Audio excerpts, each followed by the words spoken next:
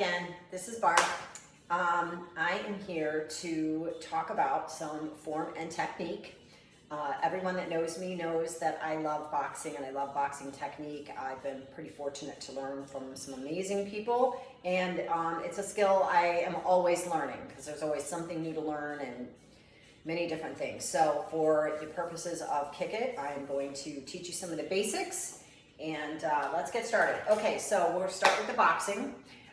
So the boxing stance, you have traditional, which is orthodox, and then you have southpaw.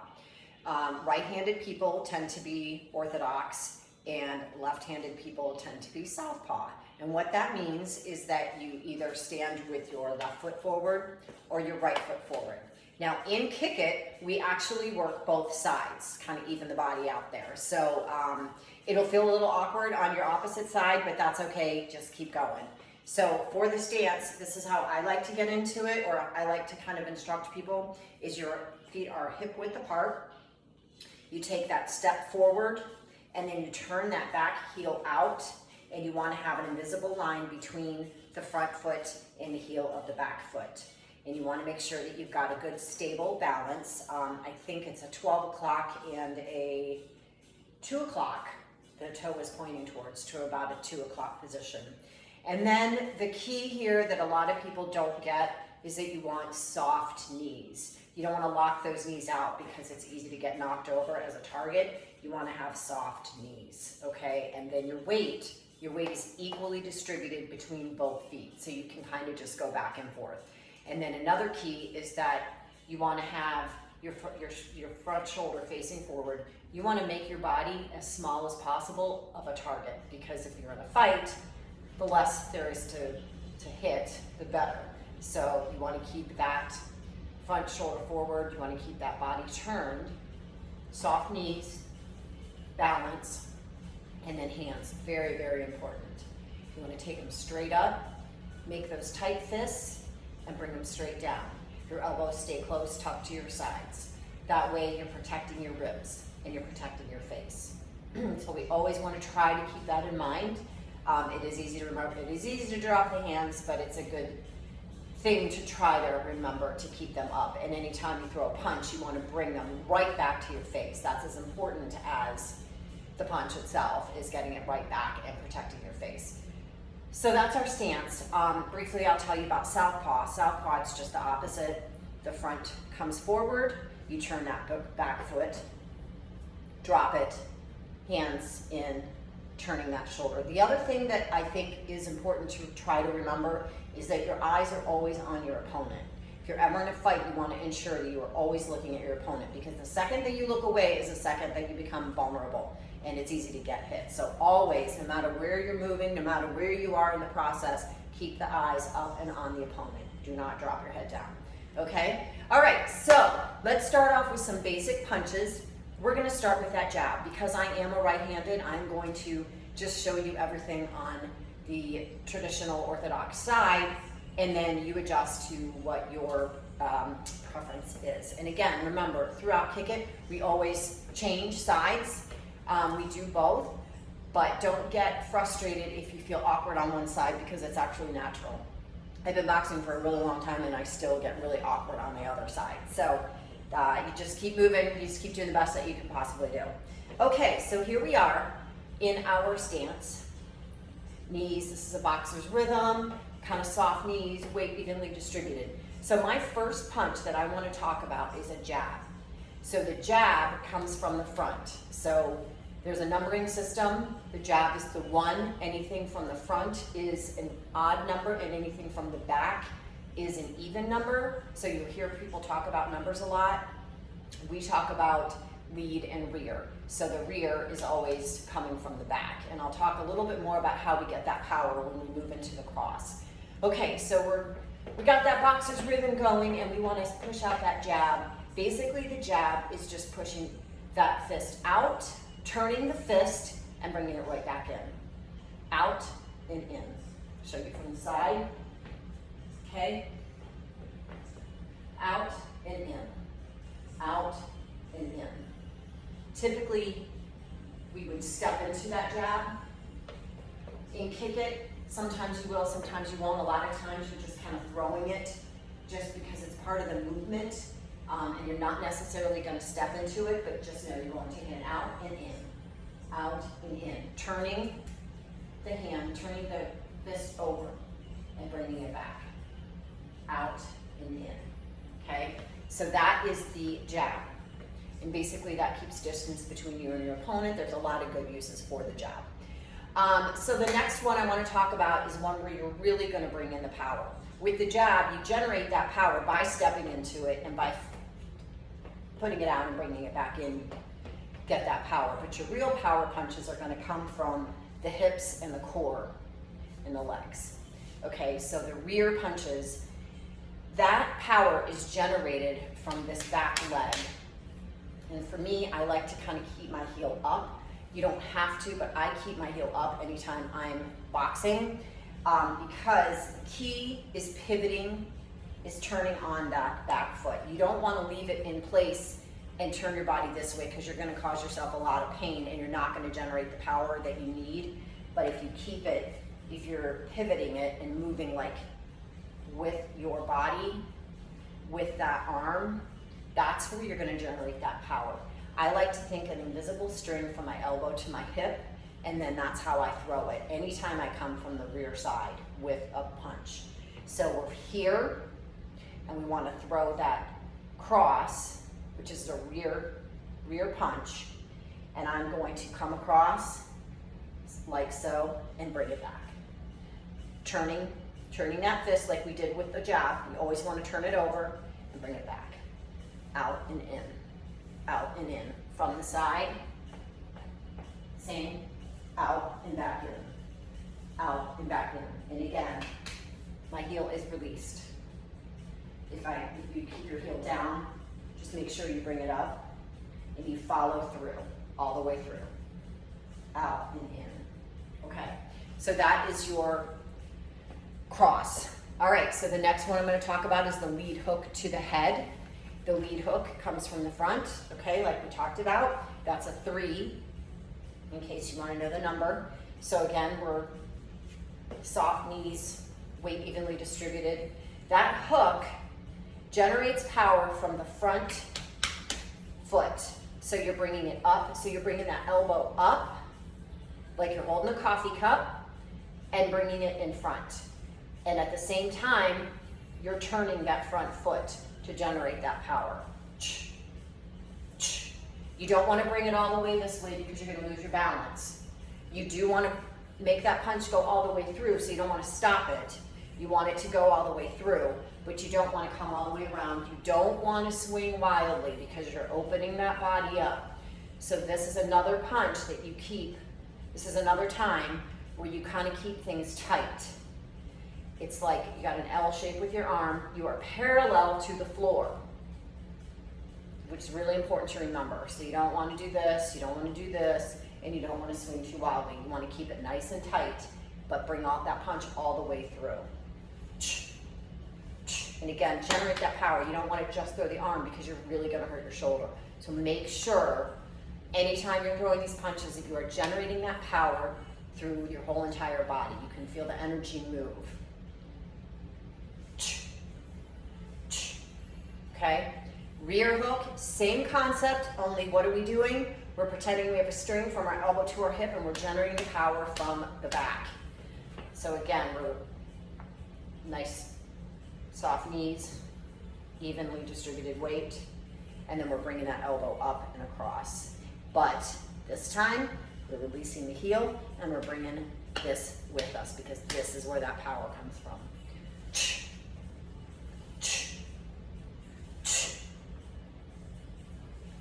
Okay, you got it. All right, next, lead uppercut. So this is where you get them up under the chin. Sometimes you can get them in the chest. So this is a trickier one. Soft knees. We're gonna bring it down and up and out.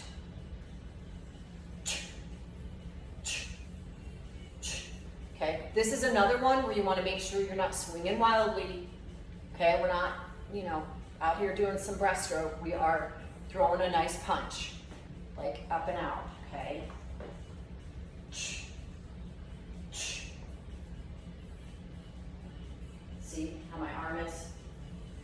stopping it. Okay. Same thing on the back, but the same principle that we're using with all the punches that we're throwing from the back. We're generating that power. Bringing it up.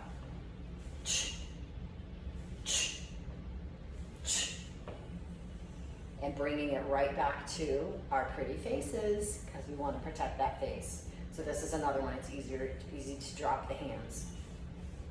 Okay.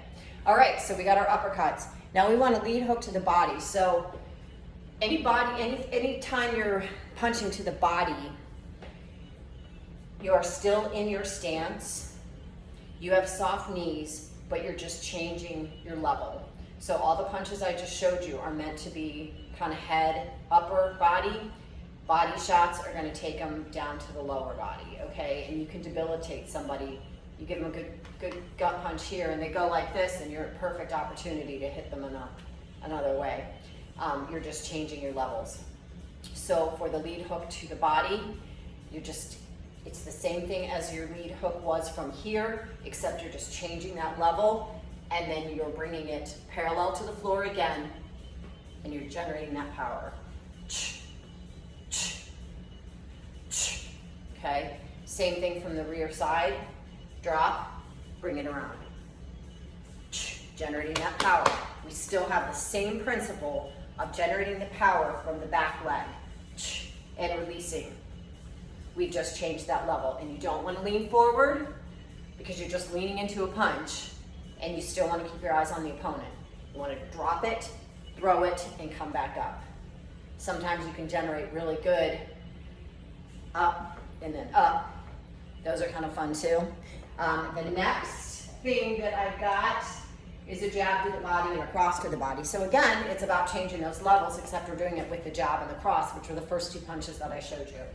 So again, I've got my boxing stance here, soft knees. So the jab to the body, you get out of the way and you have jab into the body. You don't have to get really, really low. This is not like a squat. You're just changing that level ever so slightly. And then the same thing with the cross, which is the 10, cross to the body, dropping it, throwing it, and coming back up.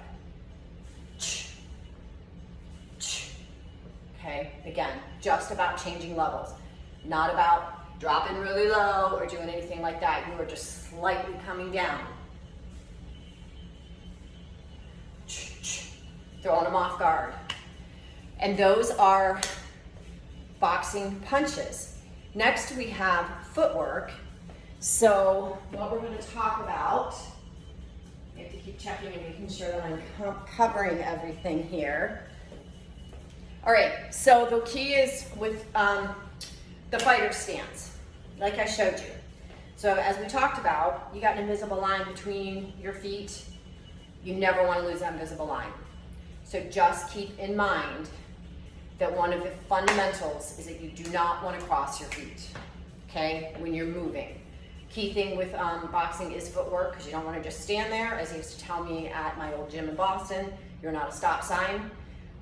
So you want to make sure that you keep it moving, and you are going to keep your feet in the same stance even when you move. I know it sounds a little crazy, but you're going to understand when I show you. Okay, so we're going to start with traveling forward, okay? So soft knees, weight evenly distributed, and you're going to push off that back foot to travel forward. So I'm coming forward, my feet keep that same distance. Okay, let me get back here. So I'm coming forward, forward, forward. Okay, wherever this foot goes, this foot follows. Same thing with backwards, okay? You're just pushing off the front foot to go back. Coming back, coming back, coming back. The other thing I think it's kind of important to remember, especially when we're moving like this, is that it's okay to take a second to reset yourself. It's very easy to kind of, for me, my back foot tends to drift behind me, and I sometimes have to take that second to reset. And there's nothing wrong with that. So if you have to reset, reset. So you want to bring it forward, push off that back leg, bring it forward, push off that back leg, take it back, you're pushing off, hands are still up, Okay, then you've got side to side. Okay, so it's basically going to be the same thing, except you're just going side to side. So you're going to push off this leg to go this way. You're going to push off this leg to go that way. To the side, to the side, to the side, to the side. You're going to push off. Reset if you need to. Side, side, side, side. I always have to check myself because I tend to lose the thing too. When I do mitt work, sometimes he'll correct me on things that I'm like, I know to do that, but if you're not watching yourself, it's easy to fall into a bad habit. So I like to film myself and see what I'm doing wrong. Okay, slips and ducks. All right, so you got punches flying at you. You got to get out of the way. Okay, so with the slip, it's a very simple movement. Okay, so you're like this with your hands up, as we always do. And think of it as this is the straight line. Okay, you're getting off that straight line. You're getting out of the way of a punch. So you're just slipping, slipping, keeping the elbow tucked, and you're just taking it to the side. See, if you look at the fan behind my head, that's the straight line. If I slip, I'm getting out of the straight line. What you don't want to do is you don't want to look away and you don't want to expose your back, because this vulnerable spot, you get a body shot, that's going to be not so great for you. So you want to take it here, get out of the main line. Same thing for the other side, just slip out of the main line. Okay, slip, slip. Elbow down to side, elbow down to side. Good. Okay, and then duck. Ducks are basically, you're just getting out of the way again, except you're traveling downward as opposed to side to side. So you're like this, you're just going to duck up, duck down. Take it down, take it up. In kick it, sometimes the beat of the song, you kind of are going to be a little bit lower and longer, but typically in a fight, you would just come up and come down, or come down and come back up, so you're right back in that fight. But yes, like I said, sometimes in music you're going to be like down and up, down and up, but typically you would just be down, up, okay? Just getting out of the way of the main line. Okay, so that is your footwork and defensive movements. And then we're going to move into kicks. The moment we've all been waiting for. I feel like I learn something new every time I watch the videos on these. And it takes some practice to understand the kicks and to get them right when you're doing kick it. One of the key things when you're going through class to remember is that it is not about the height of the kick. We are not here to try to be Rockettes. It feels really fun when you can kick really high and you don't lose your balance, but it is not the goal. So just keep that in mind, that you're really trying to get the kick technique right and power. So we're moving fast, you got music playing, so you just want to make sure that you're not really worrying too much about your height, because I think that can easily trip you up. I know for me, it really did. Okay, so 4 parts to every kick, so this is key. Every kick has 4 parts to it. It is up, out, in, and down. Up, let me show you from the side. Up, oops, I lose my balance. Up, out, in, and back down. One of the key things that I think people forget to do is they come up, they come out, and then they drop. You're coming up, out, in, and back down. And that's going to be the case for all of these kicks. For the first 3 kicks, we're keeping that foot flexed. Okay, the only one where that toe is pointed is on that roundhouse. Okay, so your first one is your front kick. Follow that principle. 4 parts, okay? Up, out, back, down. Up, out, back, down. The other thing too is to generate the power for the front kick. Up, out, in, and down. What I did is I come back. So I'm going opposite of my foot to generate power. Up, out, in, down. Okay, so that's going to be true with all of these, is you're going the opposite way to generate that power. Side kick, same thing. I'm bringing that foot up, I'm taking it out, and I'm bringing it in. I think For the side kick, that's where it's really important to remember to kind of take it to the side. You're hinging from the hips, but you want to make sure you're kind of going in the opposite direction, because if you're like this, it's very awkward and it's not going to feel very good in your body. But if you take it up, out, in, and down, this is where I need to take my own advice. It's not about that height, because I tend to lose my balance if I go too high. Up, out, in, back, down. Same thing with the back kick. Up, up, back, in, and down. Up, back, in, and down. Okay? Roundhouse, this one's a little bit different. And I think people do it different ways. For the purpose of kick it, we're not going to add that step. With the first 3 kicks that we did, you're squared forward, facing wherever you're kicking. With those punches, or with those kicks, your knee is also facing the same direction as the body. When we did the side kick, the knee stays forward. It doesn't pop up. I think I have a bad habit of probably opening up, but that's something you don't want to do. You want to keep squared. With the roundhouse, you're actually opening those hips. So the way to do it is to start with the feet, toes pointed outwards, okay? And it's the same principle, except you're bringing your foot to the booty, up, out, in, down, okay? So again, to the back, kick it, bring it back, and drop it. This is, your toe is pointed here as well, which I should make sure to mention, and your knee is not forward, it's a little more up.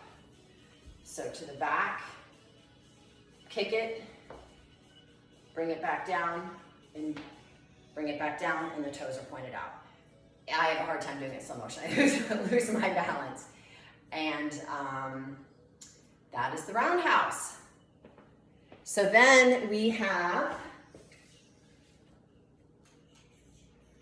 our basic movements plus modifications, okay? So I'm gonna start with the lunge, okay? So all movements, you want to keep the chest proud, the head is in a line with spine and up, okay? And then anything that you're doing like a squat or a lunge, your weight is in your heel. So for the lunge, we're gonna step it forward, okay, and drop it. And you wanna make sure that knee stays at a 90-degree angle. We don't wanna go too far over, because that's gonna put unnecessary stress on the knees. You wanna bring it nice and straight down to a 90-degree angle, okay? Back up.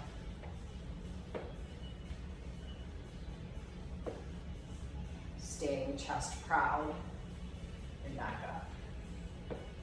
Drop it, back up, okay? And then for a plank, shoulders are over the wrists, head is in a line with spine, you want to keep it from dropping, and the butt is down.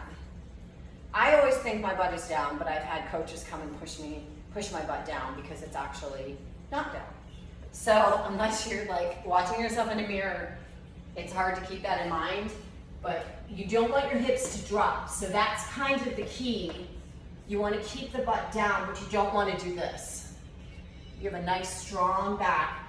If you keep that toe core tight, then you're going to have that nice line and you're going to be stronger and it's easier to hold this. Shoulders are over wrists. We're not leaning too far forward. We're not dropping the head. We're keeping that head in a line with spine. All right? Feet can be slightly hip width apart, depending upon what your movement is. From here, if you want to do a mountain climber, you're just bringing those knees in, but keeping that form as best as you possibly can. I think one of the biggest keys here is the shoulders stay over the wrists. Okay, as you're moving, it's easy to kind of get too far forward or too far back. Okay, so, that's the plank and the mountain climber. Burpees, everybody's favorite. So the burpee, you have your small jump, then you're coming all the way down kicking it back into your plank. And what are we doing in our plank? Shoulders over wrists, head in a line with spine, and our butt is down, and you bring it back and up. Modification for the burpee, take out the jump, okay? So typical burpee, jumping up, bringing it down. You're not doing this. I want to make sure to call that out. You're bringing everything down with you, kicking it out, kicking it in, and bringing it back up. Modification, let's bring it down, kick it out one at a time, bring it in one at a time, and bring it back up. You're not starting with a jump. So that's a modification on your burpee. Mountain climbers we just covered. Push-ups. So push-ups, it's again the same principle as the plank. Head in a line with spine, shoulders over wrists, and then you're just lowering the chest to the ground and bringing it up, keeping your body in alignment, okay? Arms are in a W. So, drop it down, bring it back up. Drop it down, bring it back up, okay? In alignment, lowering the chest. Modification, drop to the knees. But when you drop to the knees, this is not a reason to just not get the movement correct. It's just giving you a little bit of help. You're still gonna lower that chest down and bring it back up. And you're still keeping that core tight, and you're keeping the alignment of the head with the spine, okay? All right, push-ups, jumping jacks. Okay, I think everybody knows what a jumping jack is. Modification, so here's your regular jumping jack. Modification, take out that jump. I still want those arms overhead, but I'm just removing the jump part of it and taking it into a low impact movement. Jump squat, okay, for squats, similar to the lunge, weight is in the heels, chest is proud, head is up, you're taking it down and bringing it back up. Jump squats, you're adding a jump. Landing lightly on the feet. Now a modification on a jump squat is what? Taking out the jump. So you're taking it into a squat. And then mountain climber modification. So same principle as always, shoulders over wrists, head in a line with spine, butt is down. It's just bringing it in slow, as opposed to running, bringing it in slow. Now, another modification you can offer here is marching in place. Okay. So that's another way to modify if it's just a little bit too much at the moment to do the mountain climber. Jump lunge modifications. So we talked about regular lunges, and the fun sister of lunges is jump lunges. Yay, we love these. Not really. What is your modification? Take out that jump. All right, so the modification, and again, in some cases, you may need to offer marching or just doing the knees. Okay, that should be something that anybody can do. So we always want to make sure that we're giving people options. It's always important to push ourselves as much as we can, but not to the point where we're going to be hurt or anything like that. It's all about kind of progression and getting better. If you can do one push-up off the knees and you do 9 on your knees, then maybe the next time it's 2 full push-ups. So it's all about us versus ourselves and constant improvement. But the key thing is to make sure that we're always doing proper technique. So sloppy movement isn't good for you. So make sure that you're always following the technique on all things. Thank you.